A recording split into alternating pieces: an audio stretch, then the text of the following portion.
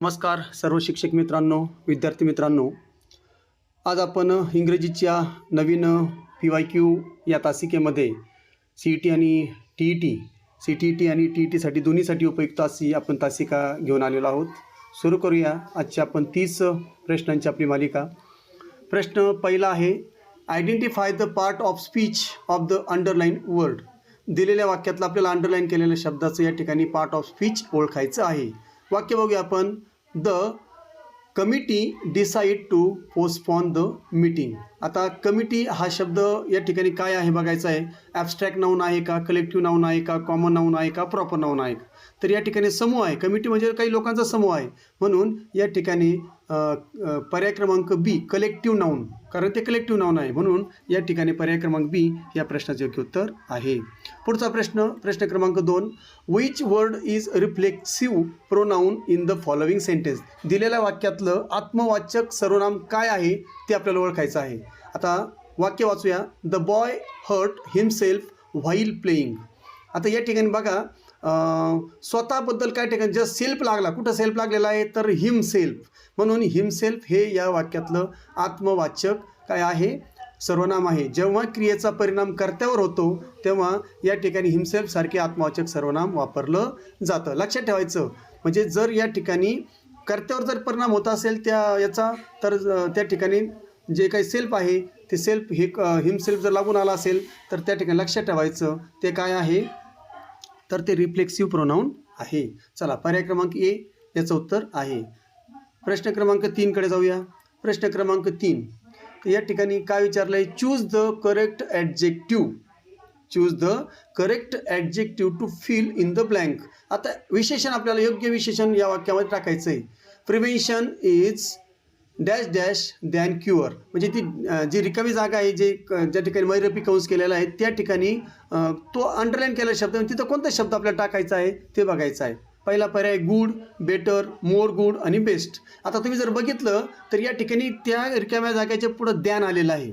द्यानचा वापर केल्यामुळे या ठिकाणी गुड येणार नाही. गुडच्या वरचं जे आहे बेटर येतं, कारण ती कम्पॅरेटिव्ह डिग्री आहे, म्हणून त्या ठिकाणी बेटर हा शब्द जो आहे तो आपल्याला त्या ठिकाणी भरावा लागेल. तर म्हणून प्रश्न क्रमांक 4, identify the verb in the sentence. या वाक्यातलं आपल्याला काय करायचं आहे, आता वर्ब क्रियापद ओळखायचं आहे. She has been working since morning. तर या ठिकाणी जर आपण बघितलं तर आपल्याला वाक्य वाचा. She has been working since morning. सकाळपासून ती काम करत आलेली आहे. तर morning, she has been working आणि सिन्स. आता वर्ब ओळखायचं आहे. मग आता क्रियापद बघा, याच्यामध्ये जर वर्क जो क्रियापद आहे, मुख्य क्रियापद काय आहे, वर्क. मग या ठिकाणी वर्क सेपरेट कुठं आलं आहे का, नाही. तर आपल्याला दिलं आहे त्यांनी हॅज बीन वर्किंग, म्हणजे या ठिकाणी या वाक्यातलं जे क्रियापद आहे ते क्रियापद आहे हॅज बीन वर्किंग. कारण मॉर्निंग क्रियापद होणार नाही, शी हा तर वाक्याचा सब्जेक्ट आहे आणि सिन्स होऊ शकत नाही, म्हणून हॅज बीन वर्किंग हे या वाक्याचं मुख्य क्रियापद आहे, किंवा त्याला सोबत ते लागून कारण हे पूर्ण अपूर्ण वर्तमान काळातील क्रियापद आहे. वर्क हे मुख्य क्रियापद आहे, पण या ठिकाणी त्याच्यासोबत हे त्याला सहाय्यकारी क्रियापदसुद्धा आहे, कारण पूर्ण अपूर्ण वर्तमान काळामध्ये अशाच प्रकारचं या ठिकाणी सिन्स किंवा फॉर अशा प्रकारचं लागून त्या ठिकाणी आलेलं असतं. म्हणून पर्याय क्रमांक सी या 4थ्या प्रश्नाचे योग्य उत्तर आहे. चला पुढे जाऊया. प्रश्न क्रमांक 5 कडे. Choose the correct adverb. या वाक्यातलं आपल्याला जे काही ॲडव्हर्ब आहे ते दिलेल्या पर्यायातून योग्य पर्याय त्या ठिकाणी भरायचा आहे. ही स्पीक्स इंग्लिश व्हेरी आणि पुढं डॅश डॅश डॅश आहे, म्हणजे त्या ठिकाणी कंस आहे. मग त्या कंसामध्ये म्हणजे रिकाम्या जागे ठिकाणी आपल्याला खालील 4 पैकी एक शब्द टाकायचा आहे. तर या ठिकाणी जर तुम्ही बघितलं तर स्पीक्स इंग्लिश व्हेरी. आता फ्लुएंटली बघा, फ्लुएंटली जर बघितलं तर या ठिकाणी बोलण्याची रीत दर्शवण्यासाठी या ठिकाणी ती क्रियाविशेषण वापरलेलं आहे.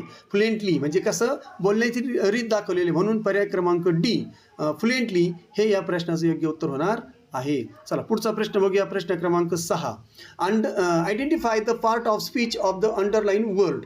There is a bridge across the river. आता अक्रॉस या शब्दाचा आपल्याला या ठिकाणी पार्ट ऑफ स्पीच ओळखायचा आहे. तो शब्दाचा कोणती जात आहे हे आपल्याला ओळखायचं आहे.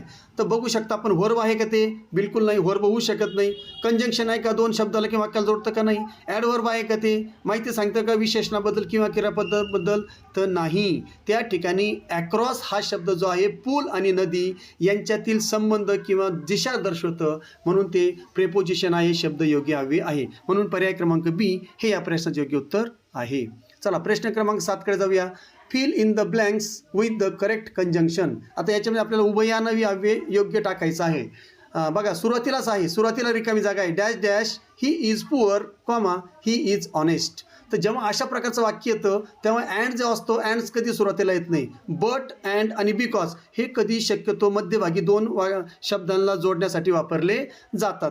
तर या ठिकाणी दो जर बघितलं दो, तर हे या ठिकाणी जरी आहे की नाही, म्हणजे या ठिकाणी विरोधाभास दर्शवण्यासाठी वापरलं जाणारे हे जे काही शब्द आहे, जो जरी तो गरीब असला तरी तो प्रामाणिक आहे, म्हणून दो हे या ठिकाणी त्याचं योग्य उत्तर आहे पर्याय क्रमांक बी. पुढे जाऊया आपण प्रश्न क्रमांक 8. Fill which of the following is abstract noun. भाववाचक नाम ओळखायचं आहे. Water, crowd, India, wisdom. तर या ठिकाणी वरचे तीनही होऊ शकणार नाही. विजडम जे आहे, विजडम हे या ठिकाणी शहाणपण किंवा चातुर्य त्याचा अर्थ होतो, म्हणून हा एक गुण आहे व्यक्तिमधला, म्हणून या ठिकाणी विजडम हे या प्रश्नाचं योग्य उत्तर होणार आहे पर्याय क्रमांक डी. त्यानंतर प्रश्न क्रमांक 9कडे जाऊया आपण. Identify the underline word.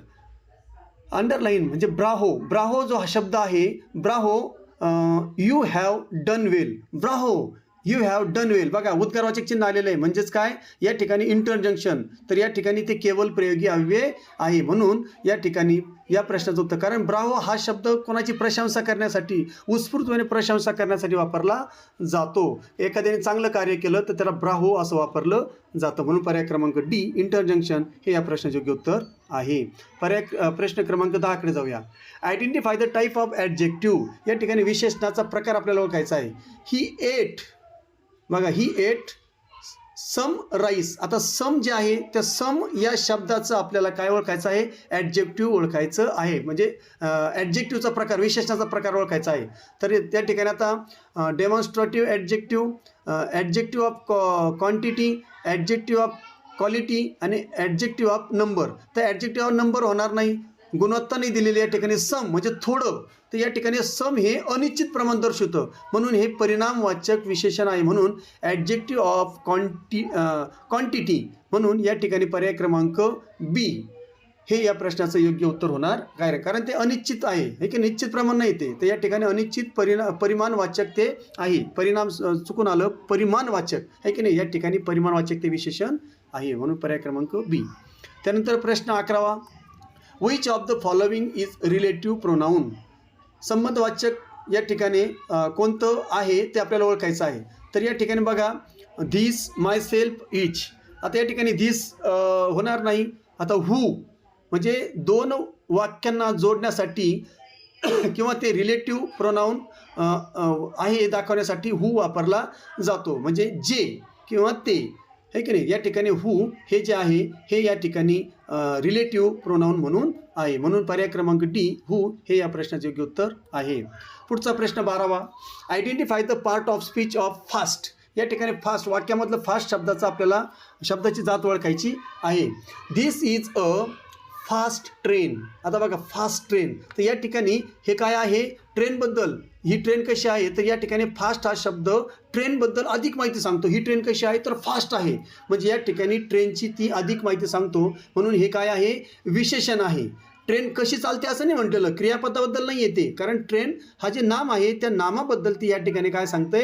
माहिती सांगत आहे, म्हणून फास्ट हा जो शब्द आहे हे या ठिकाणी विशेषण आहे, म्हणून सी ॲडजेक्टिव्ह हे या प्रश्नाचं योग्य उत्तर आहे. चला पुढचा प्रश्न बघूया. प्रश्न क्रमांक 13. Choose the correct preposition. शब्दयोगी अव्यय आपल्याला ओळखायचा आहे. He jumped dash dash the river. He jumped बघा भूतकाळ आलेला आहे, मग या ठिकाणी आता काळाचा काही संबंध नाही, पण त्यांनी मारली. पण आता या ठिकाणी इन येईल का? ऑन तर येणार नाही, ॲट येणार नाही. इन किंवा इन टूमधून आपला गोंधळ होऊ शकतो. तर या ठिकाणी जेव्हा बाहेरून आत जेव्हा आपण हालचाल केली जाते तेव्हा त्याला इंटू म्हणतात. समजा एखादा सर्कल आहे आणि त्या सर्कलमध्ये एखादा विद्यार्थी गेला तर आपण त्याला इंटू म्हणतो, बाहेरून आतमध्ये गेला. तर अशा प्रकारे या ठिकाणी इंटू हे या ठिकाणी करेक्ट त्याचं प्रपोजिशन आहे, म्हणून पर्याय क्रमांक डी इंटू हे या प्रश्नाचे योग्य उत्तर आहे. पुढचा प्रश्न क्रमांक 14. Identify the main verb. या वाक्यातलं मेन व्हर्ब ओळखायचं आहे. They have finished their work. तर या ठिकाणी फिनिश्ड हेच या ठिकाणचं मुख्य मेन क्रियापद आहे, म्हणून पर्याय क्रमांक सी फिनिश्ड हे या प्रश्नाचे योग्य उत्तर आहे. प्रश्न क्रमांक 15. Identify the underline word. तर या ठिकाणी it is very hot day. तर व्हेरी खाली या ठिकाणी अंडरलाईन म्हणजे व्हेरी हा जो शब्द आहे, हा शब्द आपल्याला या ठिकाणी काय करायचा आहे, ओळखायचा आहे. मग तो नाऊन आहे का, ॲडव्हर्ब आहे का, प्रोनाउन आहे का, ॲडजेक्टिव्ह आहे का. तर या ठिकाणी व्हेरी हे विशेषणाबद्दल अधिक माहिती देतं. हॉट म्हणजे गरम, पण अधिक गरम. मग या ठिकाणी व्हेरी हे काय करते, विशेषणाबद्दल अधिक माहिती देतं. म्हणजे क्रियापदाबद्दल किंवा विशेषणाबद्दल जर अधिक माहिती देत असेल तर त्याला इंग्लिशमध्ये आपण ॲडव्हर्ब असं म्हणतो. म्हणून पर्याय क्रमांक बी ॲडव्हर्ब हे या प्रश्नाचं योग्य उत्तर होणार आहे. प्रश्न क्रमांक 16. Which of the following is material noun. Pune, friendship, teacher. बघा तिन्हीचे तिन्ही होऊ शकत नाही. पदार्थवाचक होतील का, नाही. कॉटन, कापूस हे या ठिकाणी एक वस्तू आहे. वस्तू बनवण्यासाठी एक मटेरियल आहे, पदार्थ आहे, म्हणून याला कॉटनला आपण या ठिकाणी मटेरियल नाऊन म्हणू शकतो. पर्याय क्रमांक डी कॉटन हे या प्रश्नाचे योग्य उत्तर आहे. चला पुढे. Choose the correct conjunction. उभयान्वयी अव्यय आपल्याला ओळखायचं, या ठिकाणी चूज करायचं आहे खालच्यापैकी. Wait here dash dash I came back.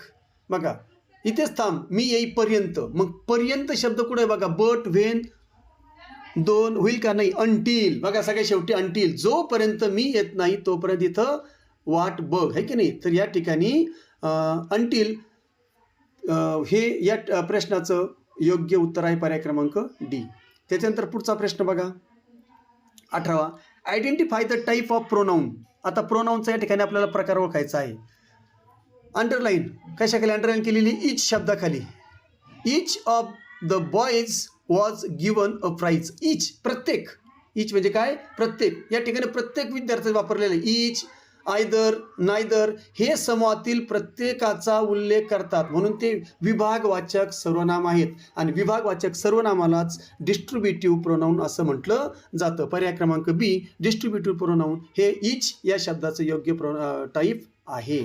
चला प्रश्न क्रमांक 19 कडे जाऊया. Identify the part of speech. आता ओ या ठिकाणी बघा, ओ आणि पुढं उद्गाराचे चिन्ह आहे, काहीच बघायचं काम नाही. ओ बद्दल विचारलं ना, सरळ केवळ प्रयोग अव्यय कुठे पर्याय इंटरजंक्शन. बघा पर्याय क्रमांक बी हे या प्रश्नाचं योग्य उत्तर आहे. प्रश्न 20. Find the common noun in. आता सामान्य आपल्याला ओळखायचं आहे दिलेल्या वाक्यातलं. The Taj Mahal is beautiful building. बघा ब्युटिफुल बिल्डिंग, त्या ठिकाणी ब्युटिफुल, ताजमहल, द. आता द होऊ शकत नाही, ताजमहल हे विशेष नाम आहे, ब्युटिफुल हे त्या ठिकाणी विशेषण आहे.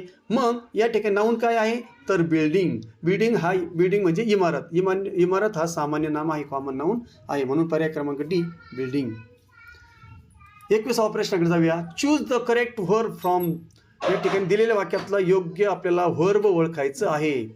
Water dash dash at 100 degree Celsius. या ठिकाणी आता हे जे आहे या ठिकाणी पर्याय आपल्याला बॉइलिंग. तर या ठिकाणी इज कुठं आलेला आहे का, इज, वॉज, वेअर काय आले का, टू बीचं रूप नाही.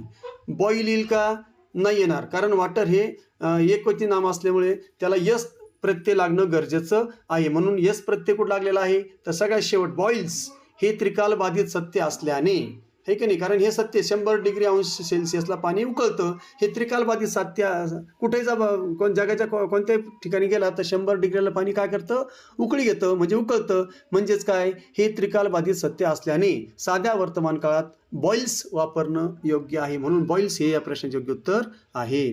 चला पुढचा प्रश्न क्रमांक 22. Identify the adjective of quality. आता या ठिकाणी आपल्याला क्वालिटी विचारलेली आहे की नाही, क्वालिटी. तर king Solomon was very dash dash wise. म्हणजे वाईज हा जो शब्द आहे या ठिकाणी भरलेला आहे की नाही. तर king Solomon was very wise. Wise या शब्दाचा आपल्याला काय करायचं आहे, ॲडजेक्टिव्हचा आपल्याला काय करायचं आहे, क्वालिटी, ॲडजेक्टिव्ह ऑफ क्वालिटी ओळखायची आहे. तर वाईचा अर्थ काय होतो? वाईचा अर्थ तो शहाणा किंवा ज्ञानी किंवा हुशार, हा राजाचा काय दर्शवतो? गुण दर्शवतो. मग आता हे जर गुण दर्शवतो तर हे ॲडजेक्टिव्ह विशेषणाचा कोणता प्रकार असला पाहिजे? त्याच्यामध्ये असलेला गुण दर्शवतो. म्हणून या ठिकाणी हे काय आहे? आपल्याला ॲडजेक्टिव्हचा क्वालिटी आहे की नाही, गुण दर्शवतो. म्हणून वाईज हा जो शब्द आहे, हा शब्द या ठिकाणी या प्रश्नाचं योग्य उत्तर आहे. पर्याय क्रमांक ए वाईज. Which of the following is compound preposition? तर या ठिकाणी आपल्याला प्रेपोजिशनचं कंपाऊंड प्रेपोजिशन ओळखायचं आहे. मग आता कंपाऊंड प्रेपोजिशन म्हणजे काय असतं? तर या ठिकाणी दोन किंवा अधिक शब्दांनी बनलेल्या शब्दयोगी अव्ययाला कंपाऊंड किंवा फ्रेझल प्रेपोजिशन असं म्हटलं जातं. मग आता इन, टू आणि बाय हे फक्त एकच शब्द आहे, सिंगल शब्द आहे, म्हणून हे कंपाऊंड प्रेपोजिशन होऊ शकणार नाही. मग इन्स्टेंट ऑफ हे या ठिकाणी कंपाऊंड प्रेपोजिशन आहे. पर्याय क्रमांक सी इन्स्टंट ऑफ हे या प्रश्नाचं योग्य उत्तर आहे. प्रश्न क्रमांक 24कडे जाऊया आपण. Identify the underline word. आता कोणता शब्द अंडरलाईन बघूया. आय माय सेल्फ सॉ हिम स्टेलिंग. तर या ठिकाणी तर बघितलं जर तुम्ही तर या ठिकाणी जे आहे जेव्हा कर्त्यावर जोर देण्यासाठी सेल्फ वापरला जातो, जेव्हा कर्त्यावर जोर देण्यासाठी सेल्फ वापरला जातो तेव्हा त्याला इम्फॅथिक प्रोनाऊन असं म्हटलं जातं. इम्फॅथिक प्रोनाऊन. मग या ठिकाणी हे जे आहे इम्फॅथिक प्रोनाऊन आहे. तर जर क्रियेचा परिणाम कर्त्यावर होत नसेल तर त्याला रिफ्लेक्टिव्ह प्रोनाऊन म्हणतात. पण जर त्याचा कर्त्यावर परिणाम होत असेल, मी बघितले की नाही, मी स्वतः बघितलं, तर या ठिकाणी मी स्वतः म्हणजे माझ्यावर जोर देण्यात आले, म्हणजे माय सेल्फ या शब्दावर जोर देण्यात आलेला आहे, माय सेल्फ. म्हणून या ठिकाणी सेल्फ शब्द आला की त्या ठिकाणी लक्षात ठेवायचं एक तर ते रिफ्लेक्टिव्ह प्रोनाऊन किंवा या ठिकाणी एम्फॅथिक प्रोनाऊन. आता कर्त्यावर जोर दिलेला आहे म्हणजे इम्फॅथिक प्रोनाऊन. पर्याय क्रमांक सी हे या प्रश्नाचं योग्य उत्तर आहे. चला प्रश्न क्रमांक 25कडे जाऊया आपण. Choose the correct adverb. या वाक्यातलं करेक्ट ॲडव्हर्ब आपल्याला ओळखायचं आहे. क्रियाविशेषण अव्यय ओळखायचं आहे. The soldiers fought dash dash आहे की नाही. आता फॉट हे फाईटचा भूतकाळ फॉट आहे. तर या ठिकाणी लढण्याची पद्धत जी आहे ते कशी लढले हे त्या ठिकाणी सांगायचं आहे. मग ब्रेव, ब्रेवी आणि मोर ब्रेव नाही चालणार, ब्रेवली. लढण्याची पद्धत सांगण्यासाठी ब्रेवली हा शब्द अतिउत्तम आहे आणि म्हणून ते क्रियाविशेषण योग्य आहे. म्हणून पर्याय क्रमांक ए ब्रेवली हे या प्रश्नाचे योग्य उत्तर आहे. पुढचा प्रश्न, प्रश्न क्रमांक 26. Identify the type of conjunction. या ठिकाणी उभयाने अव्ययाचा आपल्याला प्रकार ओळखायचा आहे. He is not only rich. आता बघा नॉट ओनली आलेलं आहे आणि डॅश डॅश आणि जिनियस. आता बघा नॉट ओनली आलं की बट ऑल्सो बघायचं, बाकी काहीच नाही बघायचं. नॉट ओनली कुठं आहे? But also. पर्याय क्रमांक सी. कारण नॉट ओनली सोबत नेहमी बट ऑल्सो वापरलं जातं. म्हणून पर्याय क्रमांक सी बट ऑल्सो हे या प्रश्नाचे योग्य उत्तर आहे. प्रश्न क्रमांक 27. What part of speech is education.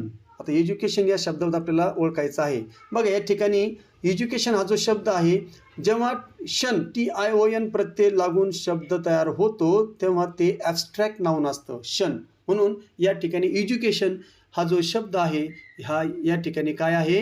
हे याचं नाऊन आहे. हे काय आहे? नाऊन आहे. आणि एज्युकेट हे या ठिकाणी काय आहे? क्रियापद आहे. म्हणून या ठिकाणी गोंधळ करायचा नाही. तर या ठिकाणी हे काय आहे? नाऊन आहे. एज्युकेशन हे काय आहे? नाऊन आहे. कारण त्याला एज्युकेशन लागलेलं आहे. एज्युकेशन त्याला शन लागलं की त्या ठिकाणी ते ॲब्स्ट्रॅक्ट नाऊन होतं. म्हणून या ठिकाणी ते भाववाचक नाम आहे म्हणून नाऊन आहे ते. म्हणून या ठिकाणी पर्याय क्रमांक सी नाऊन हे या प्रश्नाचे योग्य उत्तर आहे. पुढचा प्रश्न बघूया. Fill in the blank. She has been living in Mumbai dash dash dash 10 years. आता बघा या ठिकाणी आता फॉर किंवा सिन्स याच्यातलाच गोंधळ होऊ शकतो, बाकी होणार नाही. आता सिन्स किंवा फॉर, कारण या ठिकाणी चालू पूर्ण हा जो वर्तमान काळ आहे त्याचं उदाहरण आहे. आता सिन्स मॉर्निंग किंवा सिन्स आफ्टरनून, सिन्स नाईट अशा प्रकार जेव्हा येतं तेव्हा त्या ठिकाणी आपण सिन्स वापरायचं. परंतु जेव्हा कालावधी दर्शवला असतो म्हणजे ठराविक कालावधी असतो, 2 वर्ष, 3 वर्ष, 2 दिवस, 2 हे, तर या ठिकाणी हे दाखवताना पिरियड ऑफ टाईम दाखवलेला आहे. तर ते दर्शवण्यासाठी नेहमी फॉर वापरलं जातं. म्हणून या ठिकाणी पर्याय क्रमांक बी फॉर हे या प्रश्नाचे योग्य उत्तर आहे. पुढे जाऊया प्रश्न क्रमांक 29. Identify the collective nouns. या ठिकाणी समूहवाचक नाव आपल्याला शोधायचं आहे. या ठिकाणी रिकामी जागा पुढं dash dash of keys was lying on the table. आता या ठिकाणी आता कीज चाव्यांचा काय असतो, गुच्छ असतो, आणि गुच्छाला आपण काय म्हणतो, बंडल म्हणतो, आहे की नाही, आहे की नाही. तर या ठिकाणी बंडल कुठं आहे, कलेक्शन तर होऊ शकत नाही, ग्रुप होऊ शकत नाही, पॅक होऊ शकत नाही. तर या ठिकाणी बंच, जो बंच आहे चाव्यांचा जुडगा किंवा गुच्छ, त्याला आपण बंच असं म्हणतो. म्हणून बंच हे या वाक्यातलं योग्य उत्तर आहे. पर्याय क्रमांक डी, बंच. चला आता पुढचा प्रश्न घेऊ आपण. प्रश्न क्रमांक 30, शेवटचा प्रश्न. Identify the part of speech of the underline dash dash happy, आहे की नाही. आता या ठिकाणी आपल्याला अंडरलाईन जो केलेला शब्द आहे तो आपल्याला या ठिकाणी बघायचा आहे. तर अंडरलाईन शब्द कोणता केलेला आहे तो बघूया आपण. He is very happy.